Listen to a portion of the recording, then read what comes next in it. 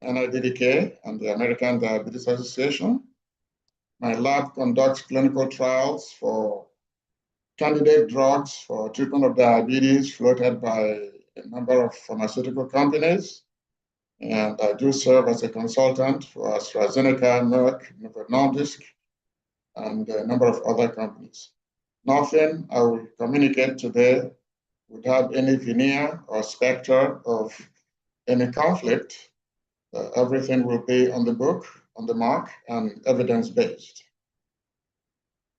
Quickly, in the 40 minutes or so left, I want to review the physiology of renal glucose dynamics, view the associations between diabetes kidney disease and cardiovascular disease, mostly reminding the audience of what you already know. And the novel aspect of my presentation will be the discussion of emergent studies that explored the association between normal range albuminuria and normal range glomerular filtration rate in relation to markers of the metabolic syndrome and the risk of transition from normal glucose to prediabetes among otherwise healthy people. These are very novel findings that will shift the focus to a more proximal stage in the understanding of pathophysiology. The kidney plays a very important part in glucose metabolism. It is, of course, a site of glucose uptake and glycolysis. And the kidneys also produce the most amount of glucose outside of the liver, accounting for some 25% of whole body glucose production.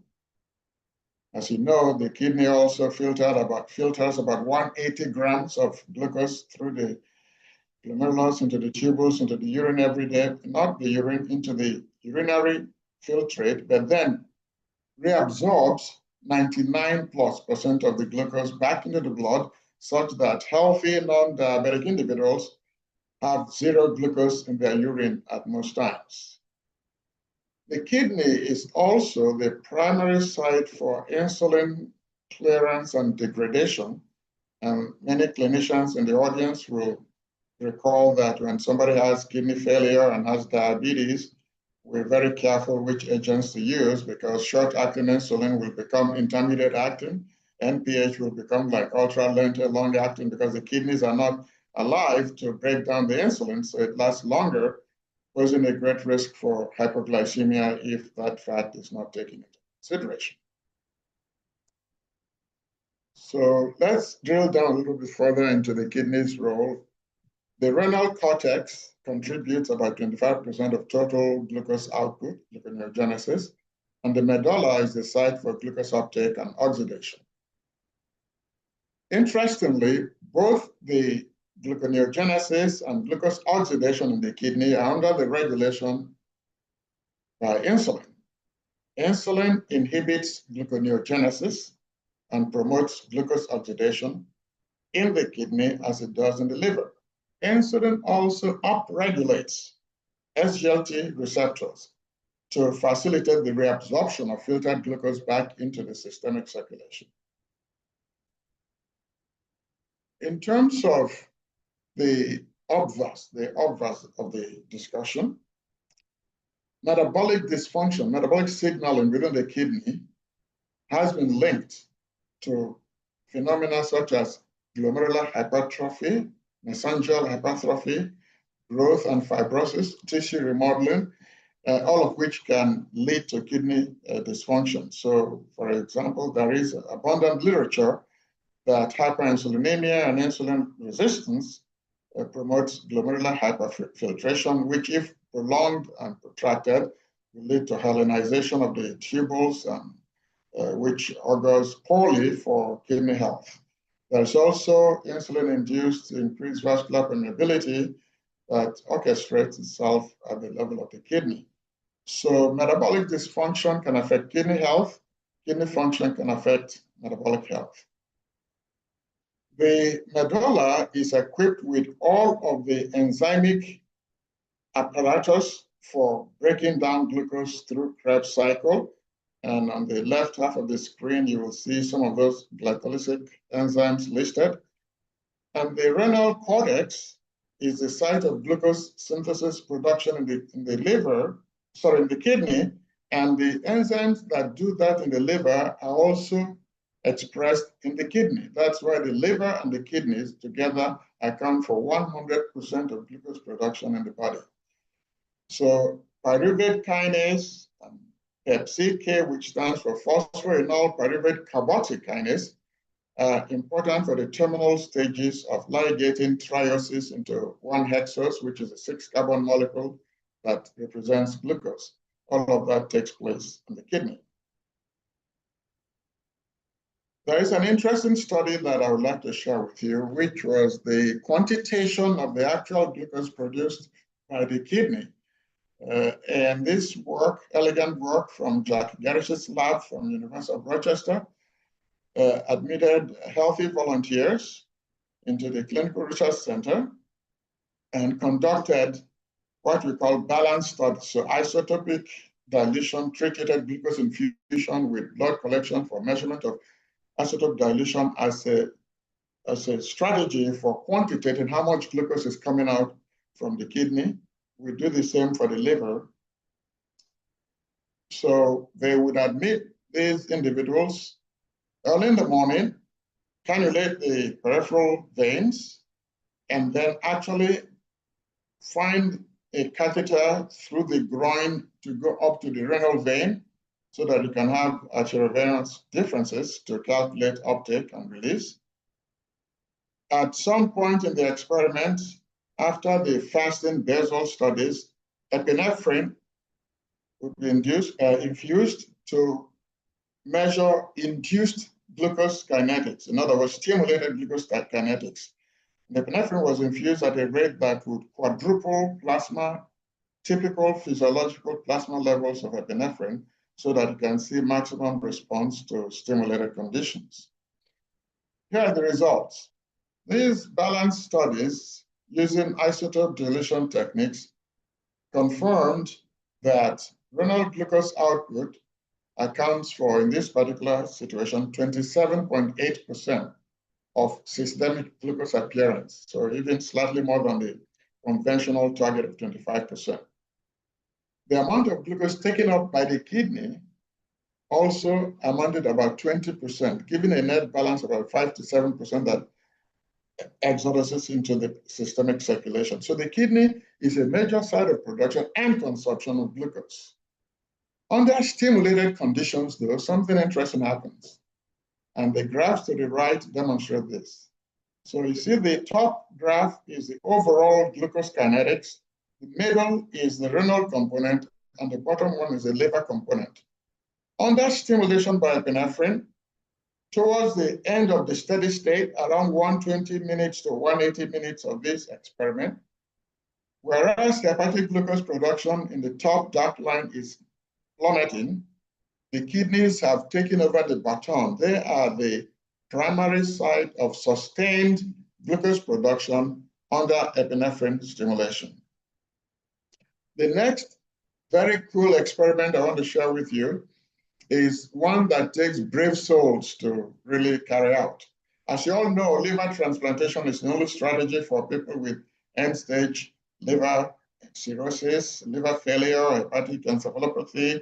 Sometimes we do it for even hepatocellular carcinoma that has not spread. So for this procedure, the native liver is extracted if the surgeons have found a matching donor liver. And it takes a while for the donor liver to be transplanted to the recipient to receive vasculature, be perfused, and start making bile and other functional expressions. That period is called the anhepatic phase. So the individual has no liver. The old liver has been removed, new liver has been stitched in, but it's not started working. During that period, blood glucose is entirely dependent on non-hepatic sources. So a study was conducted to find out exactly which organ is substituting for the liver and to what extent. And what you see here, the first bar, is just before the liver was removed, the native liver. You can see 100% of endogenous glucose production is the baseline. As soon as the liver was removed, within 10 minutes, that decreases by 65%, but doesn't go down to zero. And then during the course of the anhepatic phase, glucose production is maintained and augmented somewhat to about 50% of basal. Guess which organ is doing this? Your dear old kidneys. You're done right. So the kidneys can substitute for the anhepatic phase by buoying up plasma glucose levels to prevent fatalities from severe hypoglycemia and neuroglycopenia. And finally, I alluded to SGLT2 receptors. This is where you have the 180 grams a day filtered by the kidneys, but almost nothing appears in the urine unless people have diabetes.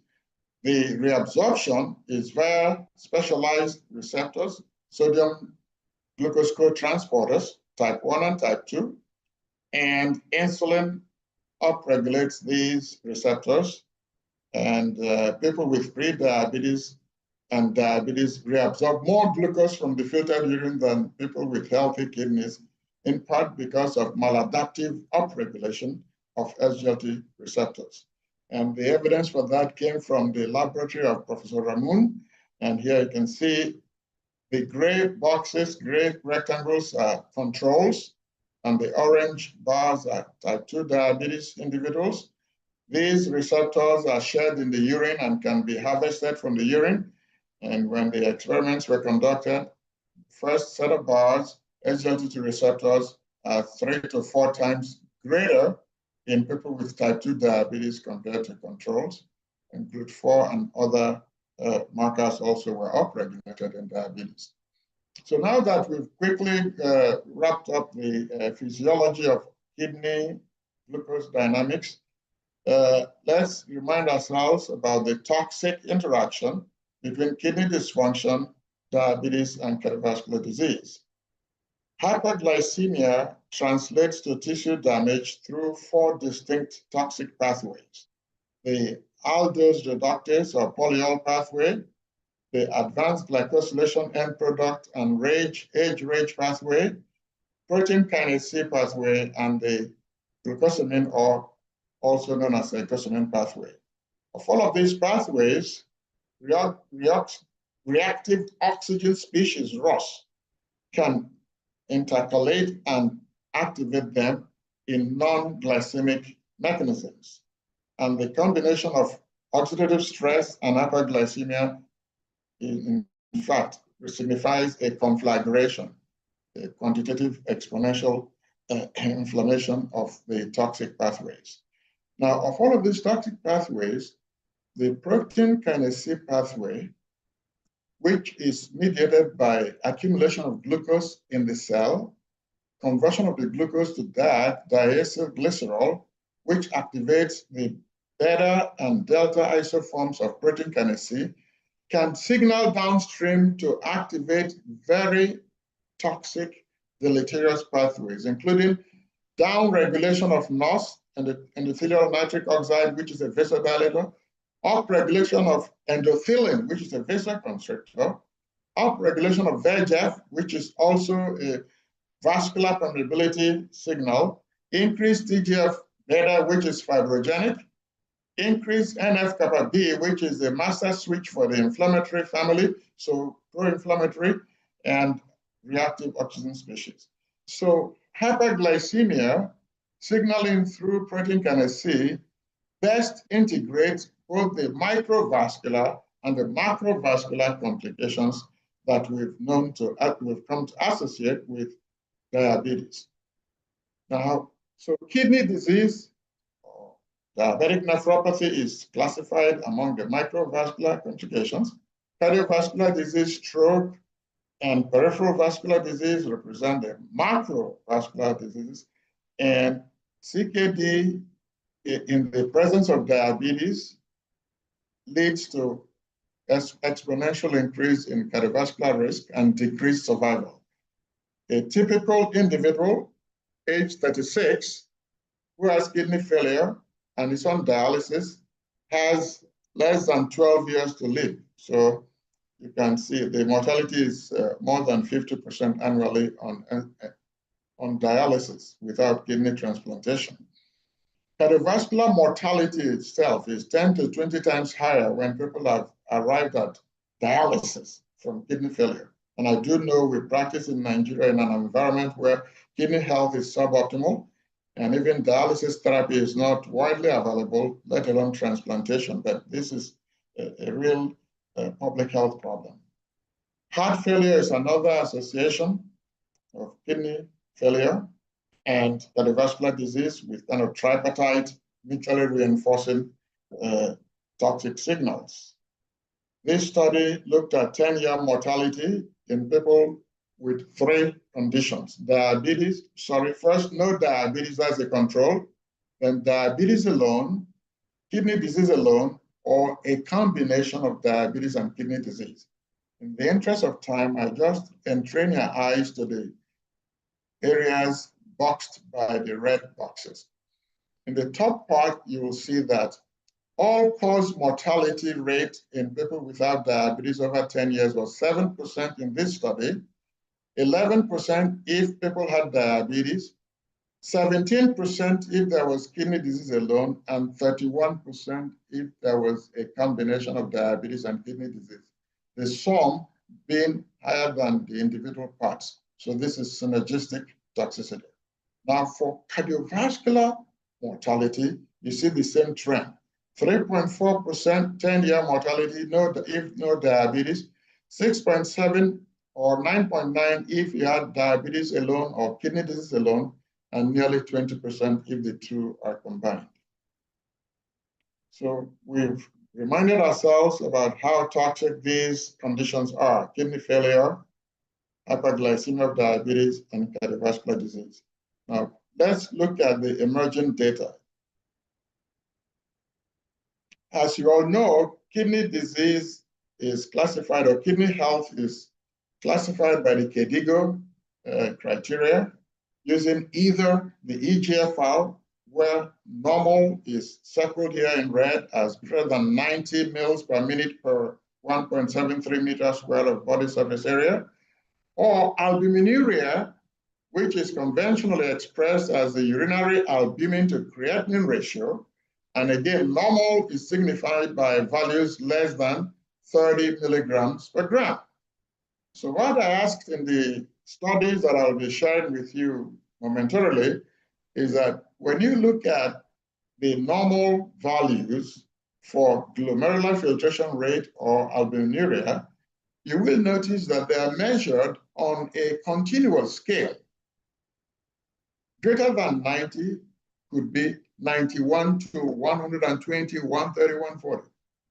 Similarly, UACR of less than 30 milligrams per gram could represent 0 to 29.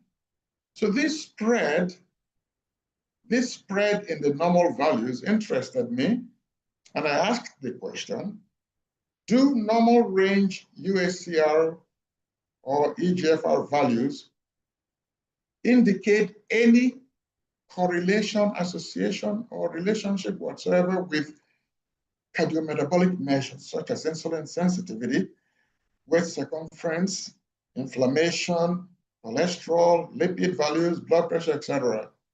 Secondly, do these measures in people who have perfectly normal kidneys, healthy, no diabetes, do these measures of kidney function predict individuals who would transition from normal glucose to pre-diabetes over a 5-year follow-up period?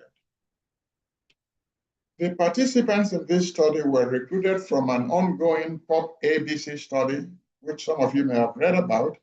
That study, conducted by my group at the University of Tennessee, has been going on for the past nearly 20 years, where we filled in the missing link here. So if people have pre-diabetes, they progress to type 2 diabetes at a rate of 10% per year based on the US Diabetes Prevention Program results, DPP.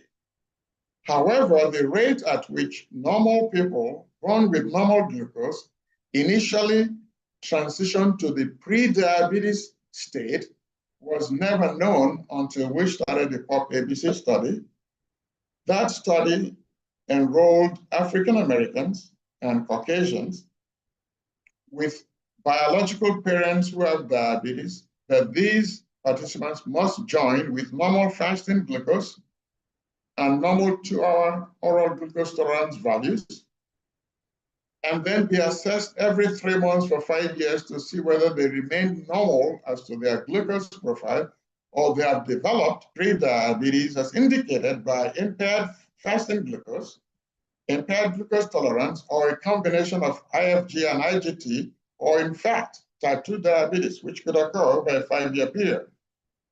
As part of the project, we phenotypically characterized the cohort very densely. We did insulin sensitivity and secretion profiling, adipocytokines. We collected nuclear material for DNA, RNA, proteomic and metabolomic studies.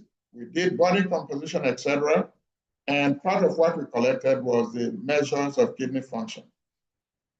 In all, we enrolled 376 individuals, 217 Black and 159 white volunteers.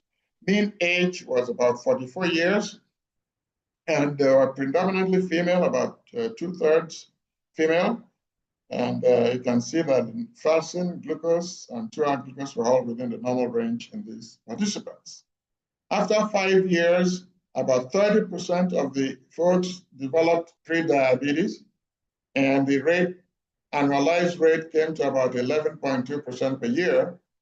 We found no difference between white people and Black people in this study in the rate of progressing from normal to pre-diabetes, largely because they were genetically similar, all of them having parental history of type 2 diabetes. So that probability study filled in the gap by demonstrating a linear trajectory from birth glucose, normal glucose, through adult pre-diabetes stage, a rate that is indicated by about 11% per year. And this may be a rounding error because the DPP study found 10% rate from pre-diabetes to type 2 diabetes. So probably a straight line annual transition of about 10%.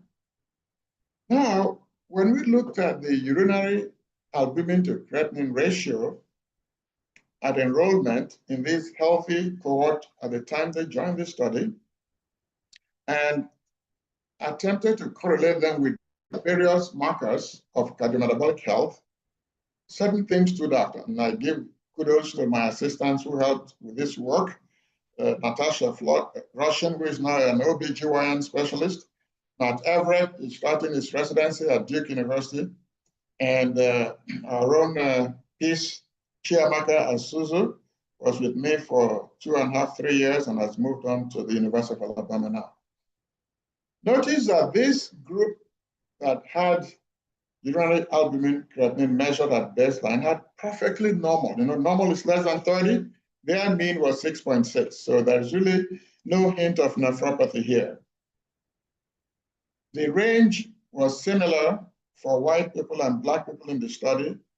UACR albumin creatinine ratio was higher in men, in part explained by the larger body mass, creatinine muscle mass. A series of correlative hits stood out.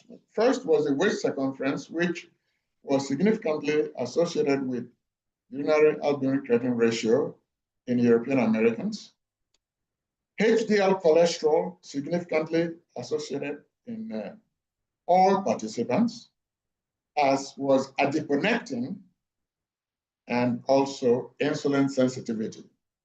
Direct association between how much albumin is spilled in the urine within the normal range among healthy people and insulin sensitivity, adiponectin levels, and HDL cholesterol. So this is a graphic representation of those correlative findings. And I want you to really pay attention to the adiponectin association because I'll come back to it. The adiponectin is the ultimate good guy when you look at adipocytokines. It is an insulin-stimulating agent. It's anti-atherogenic, antioxidant, anti-inflammatory. In fact, some drug companies are trying to package it as a drug. It's a large molecule and difficult to deliver, but if we had it as a drug, it will basically rival statins and other drugs as cardioprotective agents. So how about the pre-diabetes component of my research? Remember, all of these participants had normal glucose at joining, and then 5 years later, about a third had developed pre-diabetes. So we looked at progressors of pre-diabetes versus non-progressors in terms of their urinary albumin creatinine, and we found that by a variety of statistical analysis, there was an association, a significant one, between urinary albumin creatinine ratio at baseline and who would progress to pre-diabetes. By Spearman's rank correlation, which is a monotonic relationship, linear, by Wilcoxon's find rank test, which is a stochastic dominance assessment where the signs positive or negative. So regardless of the assumptions for the cohort, there was a significant association such that those who were having higher albumin in the urine were more likely to develop pre-diabetes in 5 years. This is, again, a graphic representation. When we partition the urinary albumin profile into quartiles, the lowest quartile meaning the lowest and the highest in red, the highest quartile. On the y-axis is the progression rate of pre-diabetes. As you can see, the red and orange bars in the higher quartiles were more likely to progress. In logistic regression, with 95% confidence limits, we find the same pattern, where in quartile 4, you have 2.58, almost 260-fold increased risk of developing pre-diabetes. So to wrap up this part of our findings, our observations show positive associations between albuminuria within the normal range, I keep emphasizing it, and HDL cholesterol, which is a good cholesterol, as well as with insulin sensitivity and serum adiponectin. High urine albuminuria levels portend unfavorable traits, such as endothelial dysfunction, inflammation, cardiometabolic risk, and renal dysfunction. Yet, higher levels of insulin sensitivity, HDL, and adiponectin are good. You want your HDL to be up. So we interpret the positive association between UACR and these pro-metabolic markers, insulin sensitivity, HDL, and adiponectin, as opening up a new physiology for us. Conceptually, if an individual's UACR begins to drift towards the upper end of the normal range, that could trigger ameliorative compensatory reactions that would be mediated through upregulation of adiponectin as the primary next response. And then adiponectin, high adiponectin, is known to increase HDL levels through augmentation of alpha lipoproteins and stimulate insulin sensitivity and inhibit toxic inflammatory and oxidative pathways. So herein we've seen an explanatory variable that ties together the findings of UACR within normal range and cardiometabolic markers. The next new finding asked the question, if renal function is assessed on the basis of either albuminuria or actual measurement of glomerular filtration rate, and you found UACR to be associating with cardiometabolic risk, can you probe the internal consistency of that finding by assessing a different measure of renal health? So we said, let's repeat the same inquiry using EGFR measurements within the normal range. So again, Pisa Suzu and 2 different medical students at University of Tennessee joined me for this study, and kudos to them for the hard work. Notice that the group now that we are studying had EGFR, mean EGFR was 103, well above the 90 that is the cutoff for normal. So none of them had kidney disease, nobody had diabetes. Of note also, the albuminuria here was constant, so it's in the low level, about 6. And then we found the following associations with EGFR within the normal range. an inverse association with age. The older you get, the poorer your kidney function. So this is consistent with physiological expectation. A direct association with waist circumference. Again, obesity drives glomerular filtration in some reports. An inverse association with HDL. So you can see HDL, the good cholesterol, being inversely associated with eGFR. Similar inverse associations with insulin sensitivity measured with the gold standard hyperinsulinemic euglycemic clamp methodology, and a direct correlation with insulin secretion. Yet, when we asked the question, are these two measures of kidney health, albuminuria and eGFR, directly correlated? No, they were not. The correlation coefficient was not significant. So they are probing different aspects of renal health, which is important for us to remember. We now divided the eGFR into 3 tertiles among our participants and assessed the association with a variety of outcomes. Notice that disposition index, which is the metabolic metric that integrates insulin secretion corrected for ambient insulin sensitivity, that DI, we call it, was highest in the 3rd tertile of eGFR. And I'll come back to that concept as explaining what we found with regard to prediabetes. So these are the Kaplan-Meier plots, survival plots, for the association of baseline eGFR with incident prediabetes, the risk of prediabetes. As you know, with survival plots, the top plot indicates the best survival, and the lowest, steepest plot indicates the worst survival. Participants in our study in the 3rd tertile, the highest eGFR, were the least likely to have progressed from normal to prediabetes, whereas those with at the lower end of the normal range of eGFR, this has not been shown before, lower end of the normal range were rapidly developing prediabetes at a higher rate than the others. If you look at the time to prediabetes, the time to event analysis, took up just about 1.5 years for the lower tertile eGFR to arrive at prediabetes, and the other group took much longer. In explaining our findings, we looked at related publications that showed that this position index, shown in the boxed illustration, this position index was the strongest predictor of incident prediabetes, and that reflects on the current study where we found that the tertile 3 eGFR cohort had the highest disposition index. So they were correcting for their insulin resistance by robustly producing insulin as a mechanism for preventing dysglycemia.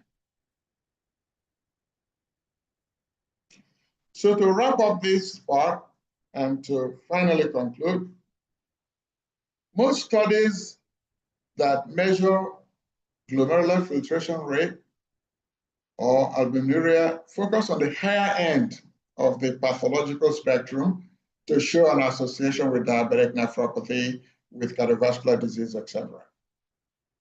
What we are showing is that albuminuria and glomerular filtration rates within the normal range are significantly associated with several understandable cardiometabolic risk variants, including but not limited to insulin sensitivity, the good cholesterol, LDL cholesterol, and the all-important adiponectin, the most favorable adipocytokine that came out of adipose tissue.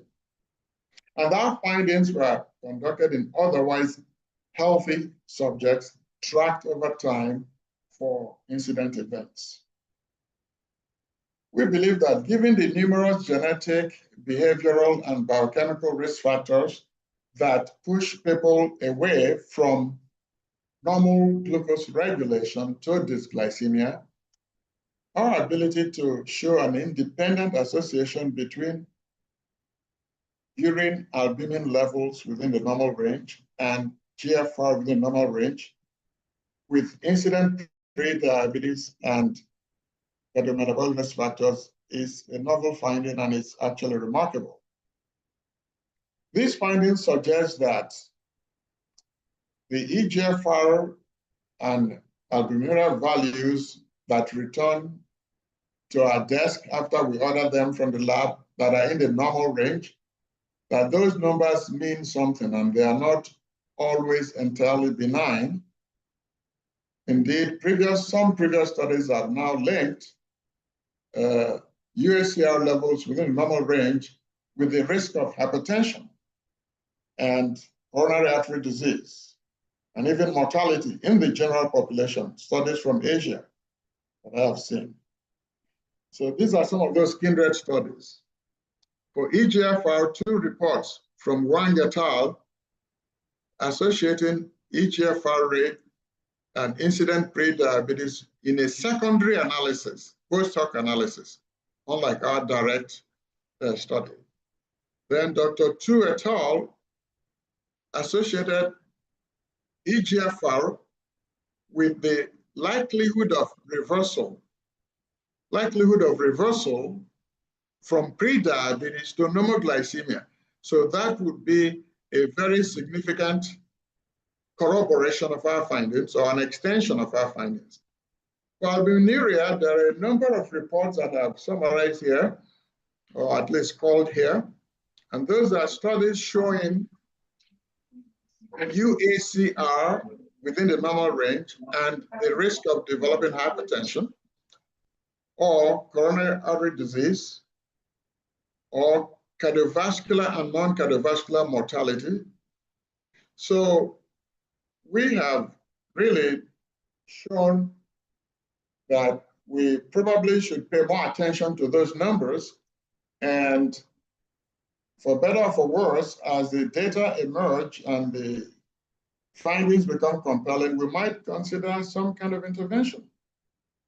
With regard to intervention, I recall for you 3 important studies that are in the literature. One is the HOPE trial, the heart outcomes, a trial that used ACE inhibitor ramipril versus placebo.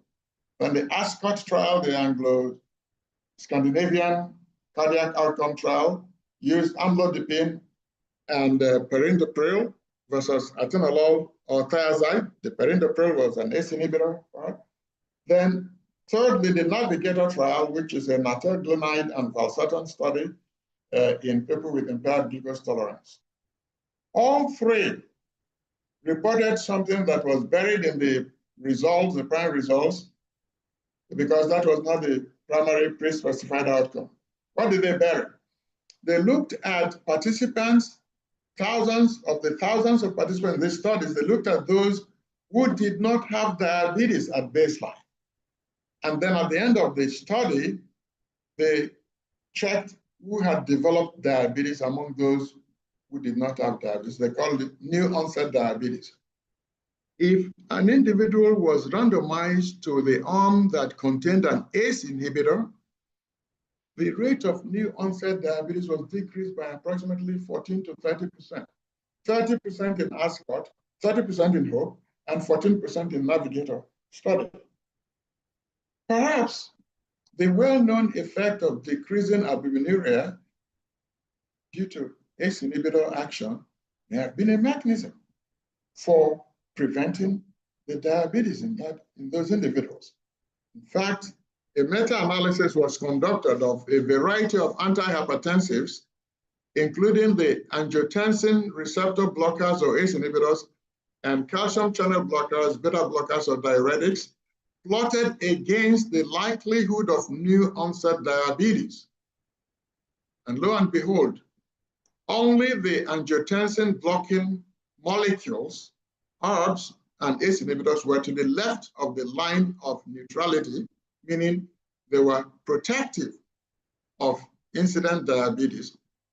All of the other antihypertensive agents are either hugging the midline or further to the right, meaning harm, increased events. And urinary albumin to creatinine ratio has been associated with inflammatory readouts such as the CRP levels, as you can see on this slide. There is also an association with angiotensin 2. So the print is a bit small. So angiotensin 2 levels increase across the spectrum from normal glucose through pre-diabetes to highest in type 2 diabetes. So now you can see where angiotensin inhibition leading to amelioration of albuminuria may be one mechanism not only for preventing the diabetes, but for protecting the heart and indeed the kidneys. So there is clinical correlation, potential clinical translational capability from our newest findings with regard to normal range variations in albuminuria and glomerular filtration vis-a-vis cardiometabolic risk. So I want to conclude by, again, rehashing what I've shown you in terms of data, a plethora of data, that variations in the conventional measures of kidney function that we use today can convey meaningful information on the cardiometabolic and pre-diabetic risk status of a given patient.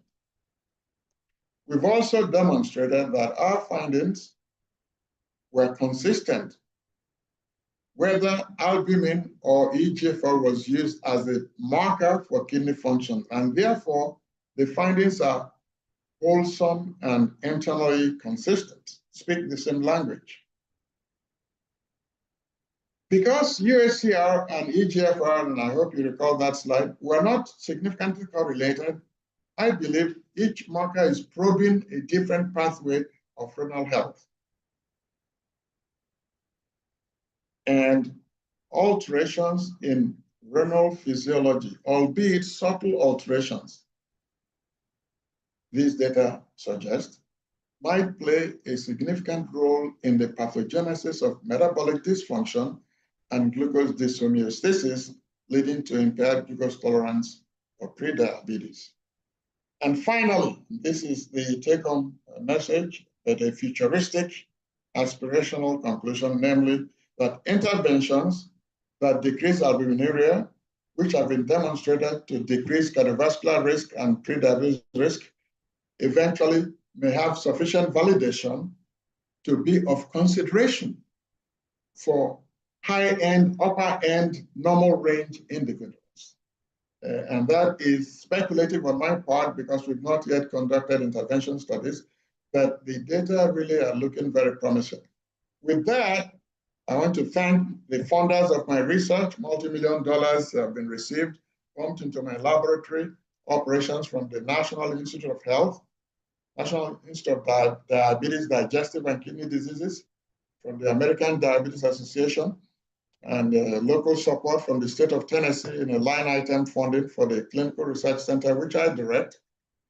I'm also grateful to the numerous selfless participants who joined the POP-ABC study and gave freely of their time, coming every 3 months for 5 years.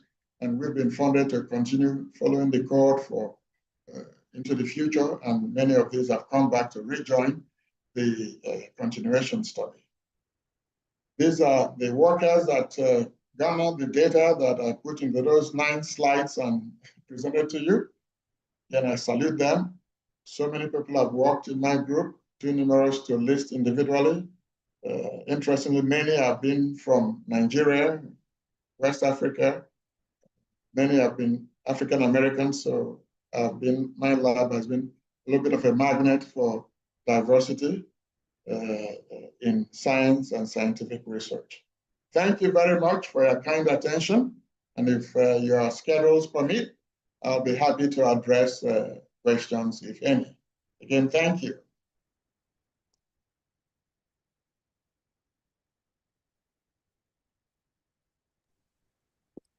Thank you very much, sir, for a wonderful lecture. I don't know if our Secretary General is on the call. Dr. Lokbades, are you here?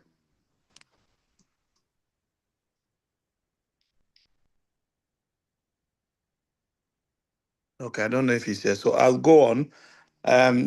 Sir, thank you very much. A very insightful lecture and a hopeful one. I think this is a good New Year message for us. It actually opens our eyes to a lot of possibilities. So there are some questions here. Would you like to look at them, sir, or I should read them out? Please read them out. Okay, sir. The first one, I think the first question here, which is very interesting, the person says, many thanks, Prof. And says, from a practice point of view, then it appears that my pre-diabetic patients who are hypertensive should be commenced on ACIs or ARBs and not CCB, not waiting until they have elevated UACR. I don't know if you got the question, sir. I heard it loud and clear. And Yes, this sir. speaks to my caveat about the last point in my conclusion slide, which you'll recall pertains to intervention. All knowledge is critical, but most critical when it can be converted to action.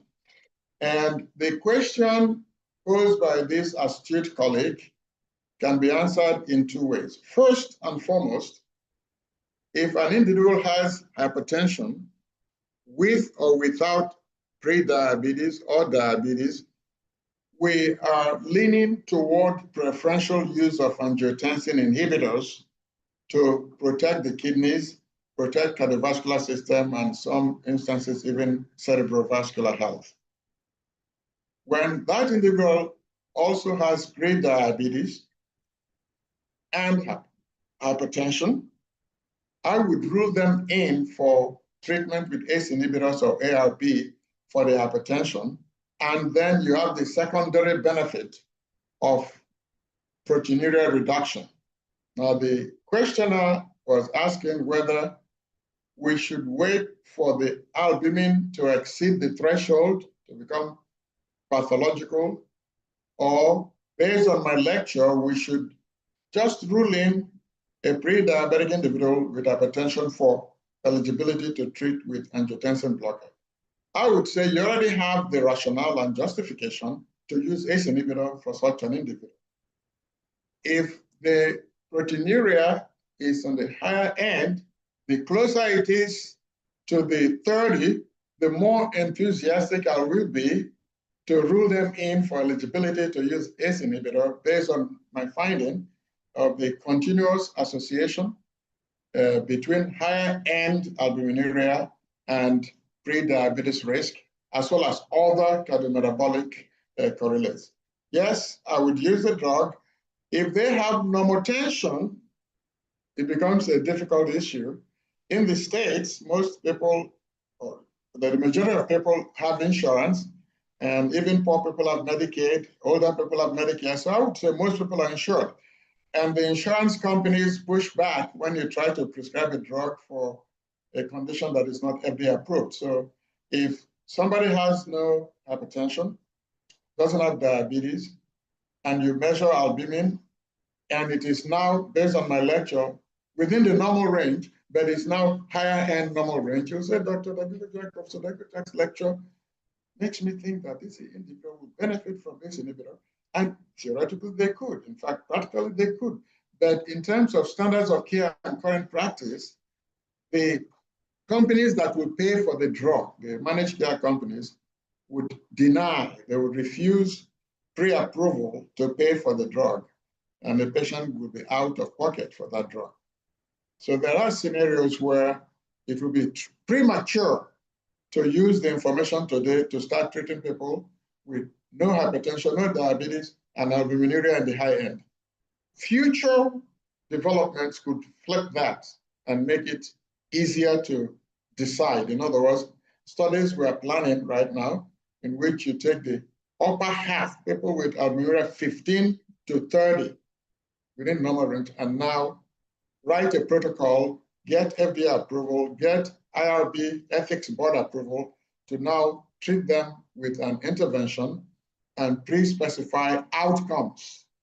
And the more clinical the outcome, the more compelling the findings would be. That will take years to develop. Sorry, I went on and on in answering that question, but it was a loaded question. I hope my answers were useful to some of you.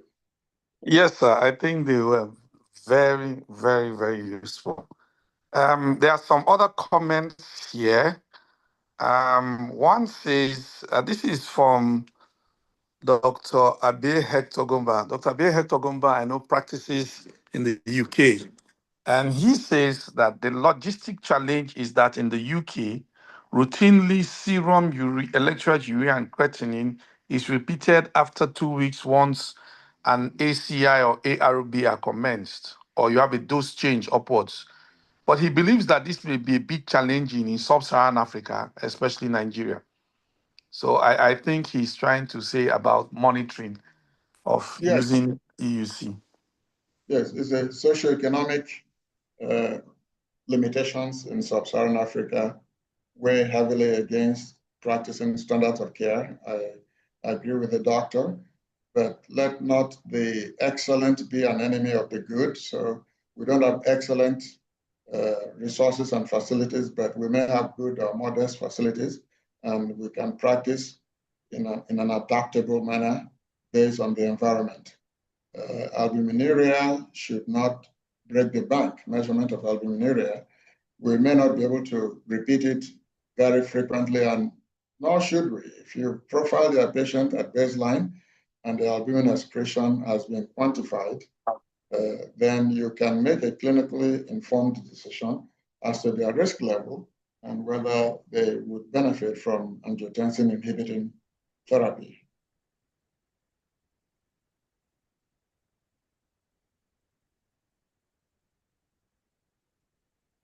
Thank you very much, sir, for that. I don't know if we have other comments. Do we have other questions or comments? Just in case I may not have seen your comments or questions, please, you're free to unmute and please go straight to the point. Is there any other further question or comments? Yeah, Dr. Korobo, I have raised my electronic hand. My apologies, my president. My apologies. No problem. While profoundly appreciating Professor Dagogo Jack for yet another stimulating lecture, we must thank him for letting us have a peep into his wonderful research, particularly in the areas of prediabetes and renal function. I was just thinking, Prof, if it's something you could say a word or two about. A typical patient with prediabetes that has hypertension, would you recommend the cocktail of ARB stroke ACE inhibitor plus metformin plus a statin? Will that be something you will encourage? Well, we're using the ACE inhibitors or ARB. Both have very strong evidence for cardioprotection, prevention of worsening of renal function, etc.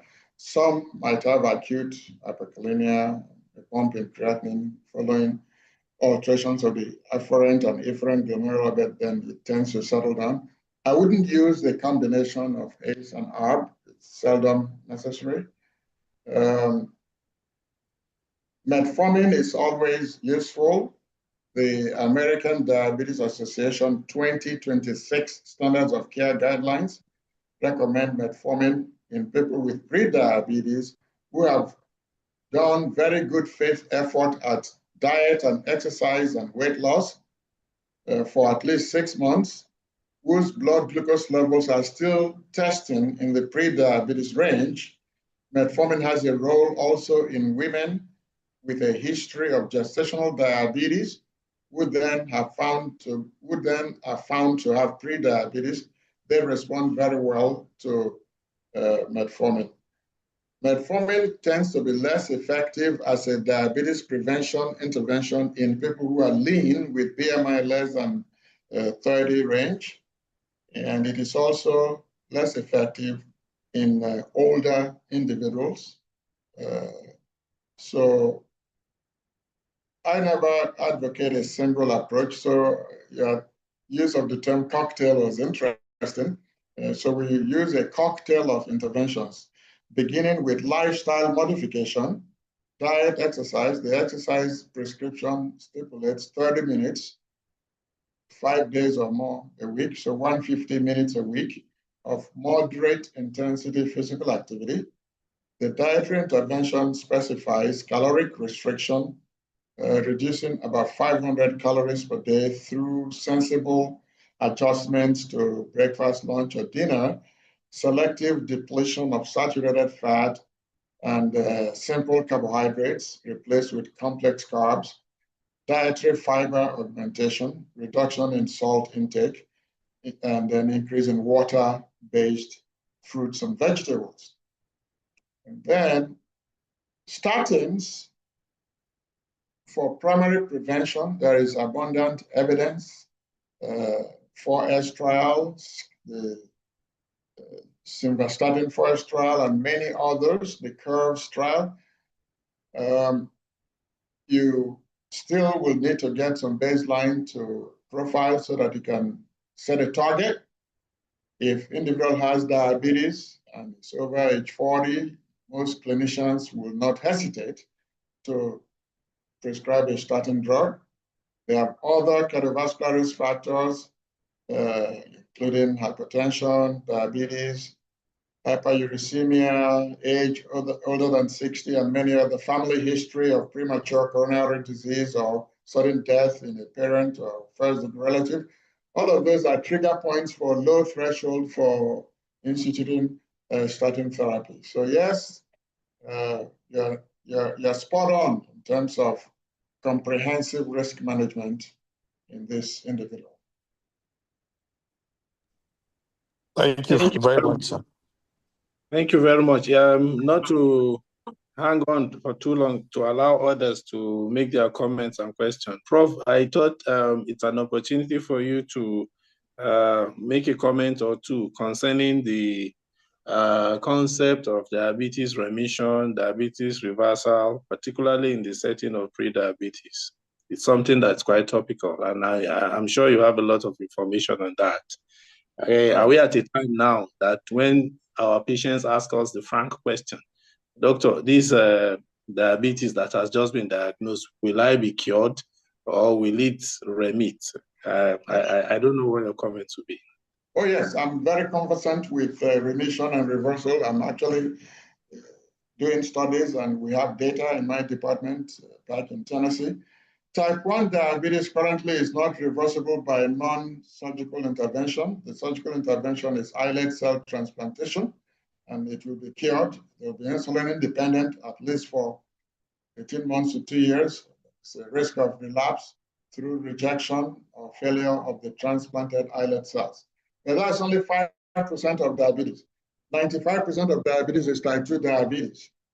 And there, once it's been diagnosed, on average, the condition has been sitting there, locking around undiagnosed for years. In the US, it used to be 5 years before diagnosis because the early years of diabetes are totally silent. If you don't check the glucose, you won't know. A blood glucose of 126 milligrams per deciliter, which is 7 millimoles, is diabetes. 127 is diabetes. But 127 milligrams will not make anybody wake up at night to urinate because it's below the renal filtration threshold for glycosuria. So there is no glycosuria, there is no nocturia, no polyuria. If there is no polyuria, there is no dehydration, there is no polydipsia, no thirst. So it's completely asymptomatic. So by the time patient comes to you, say, doc, I couldn't sleep last night. I had to get up and use the bathroom 3-4 times. I was dry in the throat. I drank water. Oh, polyuria, polydipsia. Check the sugar. Oh, 240 milligrams, 11.5. So by the time we are diagnosing diabetes, it's when they are too long to be reversed, type 2 diabetes. But if you were like me, to have had the pleasure or luxury of enrolling nearly 400 people with normal glucose, whose parents have type 2 diabetes, therefore they are high risk, and following them every 3 months, checking the sugar, you will know when somebody's blood sugar drifts up to pre-diabetes or becomes crosses over to diabetes. So it wouldn't have been sitting there for 5 years. So you have what we call real-time pickup of the new case. Those cases remain reversible because they are at a malleable stage of the metabolic dysfunction. In one study from the Look Ahead trial, individuals who've had diabetes for less than 3 years, whose hemoglobin A1C at diagnosis was less than 8%, were likely to be reversed with a weight loss of 5 to 10%, so diet and exercise growth. And they went drug-free and maintained HbA1c of less than 6.5% for at least 2 years. So that was published in JAMA, the Journal of the American Medical Association. In our own study, now published in the British Medical Journal, if you Google under PROP ABC, not POP ABC, the POP ABC was the forerunner, is the pathobiology of pre-diabetes in a biracial cohort study. After we completed 5 years, my group received additional funding to conduct PROP ABC, P-R-O-P, pathobiology and reversibility. The R was reversibility of pre-diabetes. So if you Google under my name, Samuel Jack, PROP-ABC, the paper will pop up, where we showed that individuals who developed pre-diabetes under our watchful eyes, who previously had normal glucose, when we gave them diet and exercise, no drug, diet and exercise, we flipped 50% of them back to normal glucose and protected nearly 45% or 47% from developing diabetes. So 97% were locked into not progressing to diabetes, and a good number, nearly half, flipped, and like a reset button, their metabolism was reversed to normal glycemia. So reversal of pre-diabetes and early diabetes are uppermost in my mind, and I have colleagues looking at that, and some of my research work has led to publications in that area as well. The challenge always is in the promptness or timeliness of the diagnosis, given the challenges of a developing economy or environment where people do not get routine health checkup and only go to the doctor when they are sick. If we change the culture and people begin to have annual checkups and the glucose that used to be normal begins to creep up, a good doctor will be able to pick it up and then save the individual the hazard of full-blown development of a chronic incurable condition, and also offer them the opportunity for early reversal interventions. Thank you very much, Prof. You're welcome. Thank you, sir. Do we have further comments? If not, we're about to end this meeting. Any other questions or comments? I'm trying to look for the electronic hands to make sure we have not missed anybody. There are no electronic hands up. No Sorry, electronic hands. Dr. Korubo, I think at a meeting like this where we have senior colleagues like Professor Fasamade, Professor Sonichi Neye, they may have the opportunity of saying 1 or 2 words before we close. And if you allow me from hijacking this from you, Dr. Korubo, we will invite maybe Dr. Olopade to give a vote. They wrote one long name.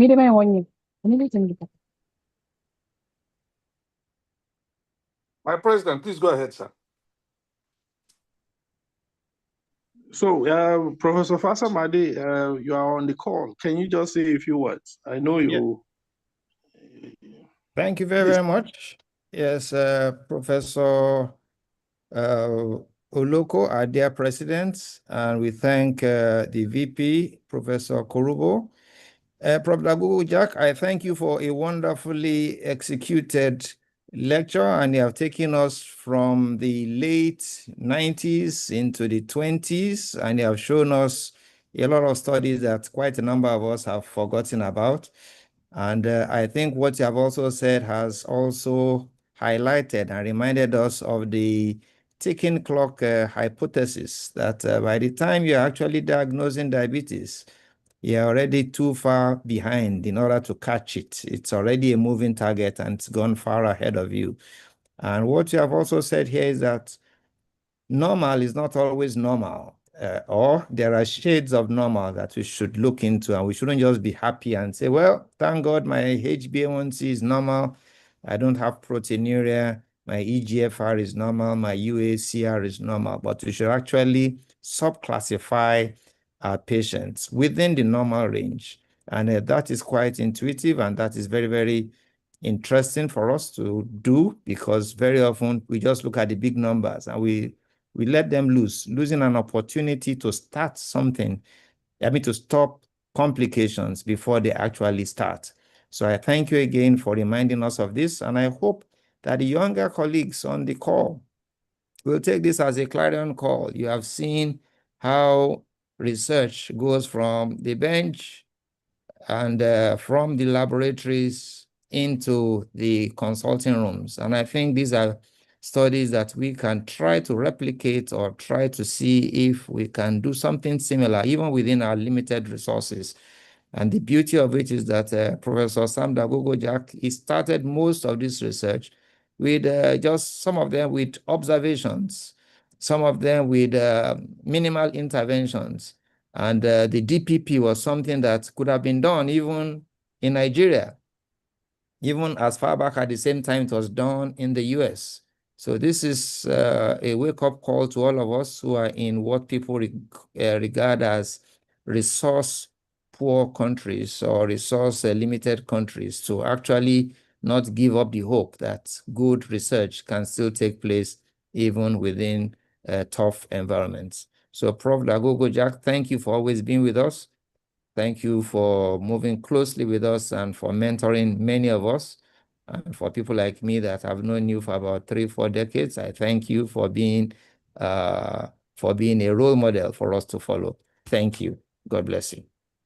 Thank you. I did see a question in the chat box that we couldn't get to. It was asking whether the urinary albumin creatinine ratio was to be taken similarly with the urinary protein creatinine level. And the simple answer is no. You want to specify that the lab measure albumin specifically, because tam-phosphorus protein and other urethral secretions can bulk up the protein component in the urine, not all of which is albumin.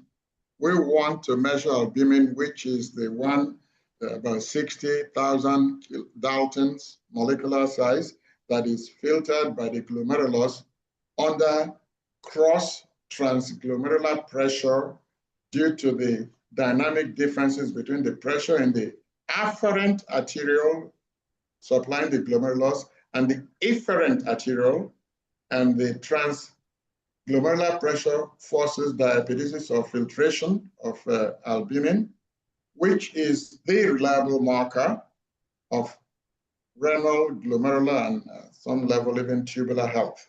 If you just measured every protein in the urine, you would not get the same fine-tuned insight into renal health and related cardiometabolic syndromes. So do albumin. Thank you. Thank you, Prof. Professor Chineye, do you have a few words to say before we call Dr. Olopade to give a vote of thanks?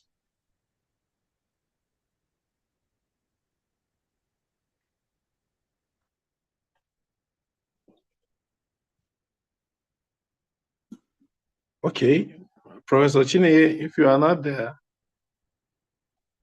we'll just proceed to call the Secretary General of EMSON, Dr.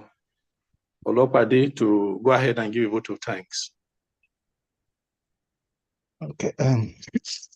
On behalf of the President and the Executive and members of Endocrine and Metabolic Society of Nigeria, I want to thank Professor Dagogo Jack for the enlightening lecture on the relationship between the kidney function and cardiometabolic risk in pre-diabetes.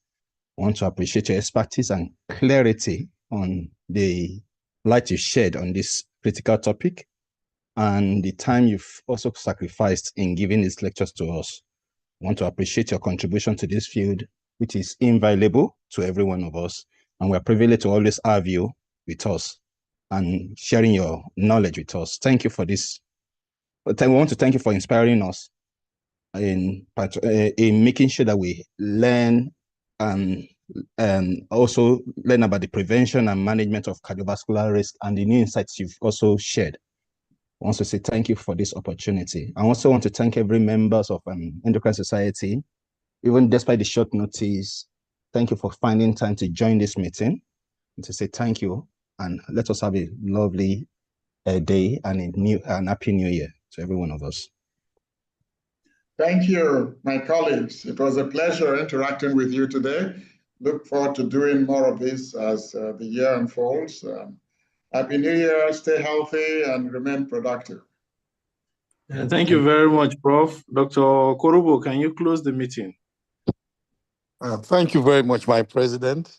And again, let me add my voice to thank Professor Sam Dagogo Jack for an excellent presentation. We wish everybody a wonderful evening. Thank you, everybody. Okay, thank you so much. Thank you. Bye-bye. Have a wonderful holiday. Bye. Bye.